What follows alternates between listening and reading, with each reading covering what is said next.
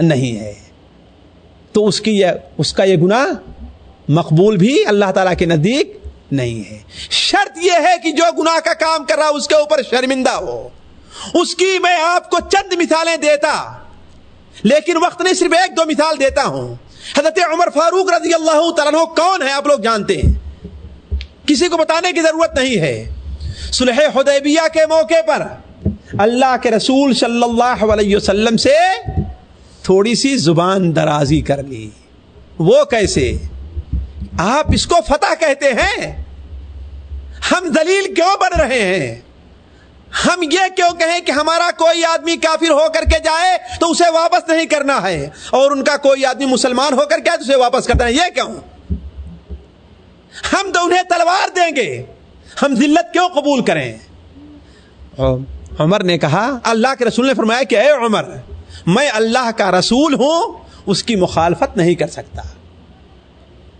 بعد میں احساس ہوا حضرت عمر فاروق رضی اللہ عنہ کیا فرماتے ہیں، کہتے ہیں صرف اس کے لیے، یعنی نادانی کی بنیاد پر یہ غلط کام ہو رہا تھا، اس کے لیے ہم نے کتنے بعد میں عمل کیے ہیں، نیک کام کیے کہ اللہ تعالیٰ میری اس غلطی کو معاف کر دے۔ اس مقام پر ہونے کے باوجود شرمندہ ہے۔ حضرت عائشہ رضی اللہ تعالی عنہ، ایک بار ان کے گھر کے اندر سانپ نکلا، اسے مار دیا۔ سانپ نکلا اور اسے مار دیا۔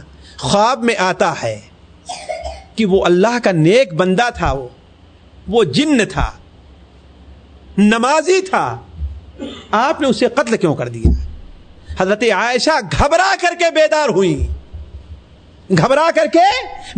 ہوئی، اس لیے کہ خصوصاً مدینہ منورہ کے بارے میں یہ تھا کہ اگر وہاں پر سانپ نکلے تو کم سے کم 3 دن تک کہا جائے کہ تجھے اللہ کا واسطہ ہے کہ یہاں سے چلے جاؤ، اور اگر نہ جائے پھر اس کے بعد اسے قتل کر دیا جائے۔ اللہ کے رسول صلی اللہ علیہ وسلم متعدد حدیثیں اس بارے میں ہیں، لیکن حضرت عائشہ نے اسے کہا نہیں اور قتل کر دیا۔ تو اس کے بدلے کیا کیا حضرت عائشہ رضی اللہ تعالیٰ عنہ؟ حضرت عائشہ اس کے بدلے ایک غلام آزاد کیا، اس کے اوپر شرمندہ رہی، پریشان رہی، اور ایک غلام آزاد کیا کہ اللہ تعالیٰ اس جان کے بدلے میرا اس گناہ کا کفارہ کر دے۔ تو ضروری ہے کہ انسان اپنے کیے پر شرمندہ ہو۔ حضرت سعید ابن عامر حالت کفر میں تھے جس وقت حضرت خبیب ابن عدی کو مکہ کے اندر سولی دی گئی تھی، لیکن جس گھڑی کو سولی دی گئی تھی، جس دن سولی دی گئی تھی، اپنی عمر کے آخر دنوں میں بھی جب اس وقت کو یاد کرتے تھے تو ان کے اوپر غشی طاری ہو جایا کرتی تھی۔ کیوں؟ حالانکہ حالت کفر میں تھے، کہتے تھے کاش کہ میں اس وقت ان کی مدد کیا ہوتا۔ اللہ تعالیٰ دن قیامت میں ہم سے پوچھے گا تو ان کی مدد کیوں نہیں کی، تو میں کیا جواب دوں گا؟ ایک 90 سال کے بوڑھے سے میری ملاقات ہوئی اور 8 سال کی عمر میں اس سے ایک غلطی ہوئی تھی۔ وہ غلطی کیا؟ ذرا دیکھیں، یہ شرمندگی ہے اور اللہ تعالیٰ سے یہ خوف ہے۔ یہ شرمندگی جب بندے کے اندر پائی جائے گی تو اللہ تعالیٰ اس کے گناہوں کو نہ صرف معاف کرے گا بلکہ اس کے گناہوں کو نیکیوں میں بدل دے گا۔ 90 سال کا بوڑھا تقریباً 8 سال کا تھا تو اسے کتے نے کاٹ لیا تھا۔ ان کا باپ لے کر کے گیا ایک برہمن کے پاس تاکہ اسے دم کر دے، لیکن برہمن نے کیا کروایا کہ ٹھیک ہے یہ پیپل کا درخت ہے، اسے چکر لگاؤ اور یہ منتر پڑھتے رہو۔ وہ منتر وہ جان نہیں سکے کیا ہے، تو اس کے بجائے کیا پڑھتے رہے؟ لا الہ الا اللہ پڑھتے رہے۔ لیکن یہ احساس تھا کہ ہم نے اس درخت کا اس برہمن کے کہنے پر طواف کیا ہے، لہذا 90 سال کی عمر کے ہو جانے کے باوجود بھی جب اس بوڑھے نے یہ واقعہ ہم سے بیان کیا ہے تو اس کی آنکھ میں آنسو آ گئے۔ 90 سال کی مدت ایک مدت ہوتی ہے، اور یہ واقعہ بھی نابالغی کا ہے، بالغی کا نہیں ہے۔ اس کے باوجود اللہ کے ساتھ تعالیٰ کے سامنے شرمندگی اور خوف کا یہ حال ہے کہ 90 سال کے باوجود بھی آنکھ میں آنسو آ جاتے ہیں۔ تو عرض کرنے کا مقصد یہ ہے کہ جس گناہ سے توبہ کر رہا ہے ضروری یہ ہے کہ اس گناہ پر شرمندہ ہو، کہ اے اللہ تعالیٰ ہم سے یہ غلط کام ہو گیا ہے. اور گناہ سے توبہ کی چوتھی شرط یہ ہے کہ جس گناہ سے توبہ کر رہا ہے اس سے فوراً رک جائے, فوراً بغیر کسی تاخیر کے رک جائے.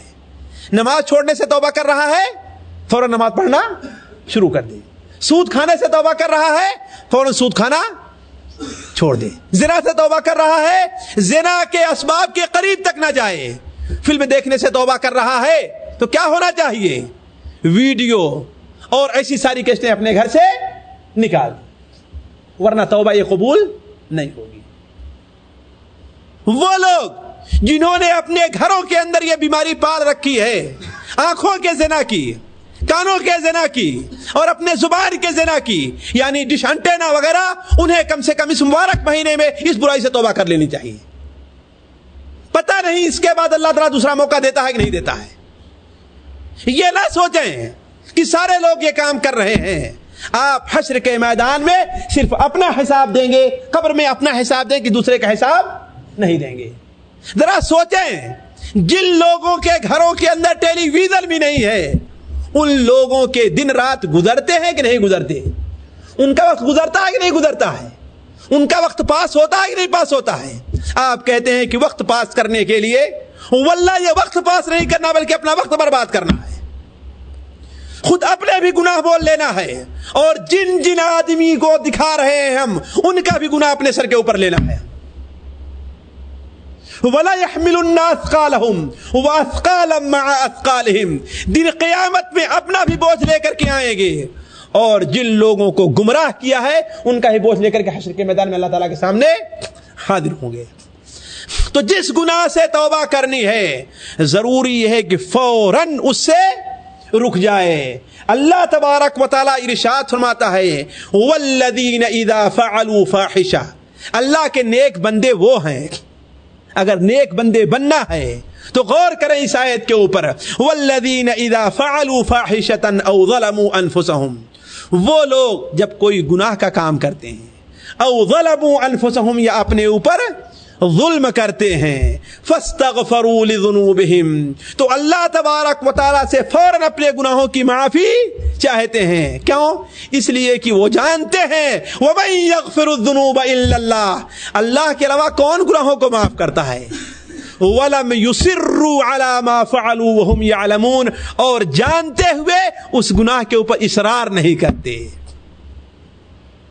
یہ توبہ تو جھوٹوں کی توبہ ہے. نماز نہیں پڑھتے ہیں, نماز پڑھو بھائی, اللہ سے دعا کریں اللہ معاف کرے. ارے اللہ معاف کرے گا, چھوڑ تو نماز پہلے نماز چھوڑنے سے توبہ تو کر, اس کے بعد اللہ تعالیٰ سے دعا کر اللہ تجھے معاف کرے گا. یہ جھوٹے اور منافقوں کی توبہ ہے جو گناہ کے کام کے اوپر ہیں. اور جس طریقے سے کوئی بدبخت شاعر کہتا ہے کہ رات کو جام پیا صبح کو توبہ کر لی, کہ صبح کو جام پیا شام کو توبہ کر لی. ہاں, صبح کو جام پیا شام کو توبہ کر لی, رند کے رند رہے ہاتھ سے جنت نہ گئی. ارے بدبخت, تجھے کیا معلوم جنت گئی کہ نہیں گئی تیرے ہاتھ سے؟ تیرے ہاتھ سے تیرا ایمان گیا, تیری جنت گئی, سارا کچھ لٹ گیا ہے. تو عرض کرنے کا مقصد یہ ہے کہ جس گناہ سے توبہ کی جا رہی ہے اس گناہ سے فوراً رک جائے, فوراً رک جائے. اور اس چیز کو ہمیشہ دھیان میں رکھے, وہ گناہ اگر لوگوں کے حقوق سے متعلق ہے تو فوراً وہ حقوق ادا کر دیے جائیں. یہ نہیں کہ یتیم کا مال کھائے جا رہے ہو اور توبہ کرتے جا رہے ہو, چوری کیا ہے اور چوری سے توبہ کرتے جا رہے ہو. چوری کر کے جو مال لایا واپس کر پہلے, پھر اس کے بعد چوری سے توبہ کر, ہے کہ نہیں؟ ایک آدمی کو تو نے قتل کیا ہے اور قتل سے توبہ کر رہا ہے, پہلے دے اس کا حق. اس کے ورثہ قتل پہ راضی ہو تو قتل ہونے کے لیے تیار ہو جا, اس کے ورثہ دیت پر راضی ہو تو دیت دینے کے لیے تیار ہو.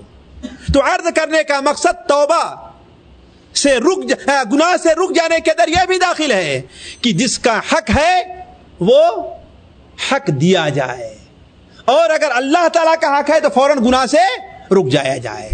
اور پانچویں شرط توبہ کی یہ ہے کہ جس کام سے توبہ کر رہا ہے مستقبل میں اس کے نہ کرنے کا عزم ہونا چاہیے کہ اب میں کبھی بھی توبہ ایسا گناہ کام نہیں کروں گا. اب میں یہ کام, اگر پکا ارادہ ہے کہ یہ کام نہیں کروں گا اور پھر بھی وہ کام ہو جائے تو اللہ معاف کرے گا, لیکن ارادہ ہونا چاہیے کہ اب دوبارہ وہ کام نہیں کرے گا. اسی لیے جس جگہ پر وہ کام کرتا تھا اس جگہ پر جانا اس کے لیے جائز نہیں ہوگا. جن ساتھیوں کے پاس مل کر کے وہ کام کرتا تھا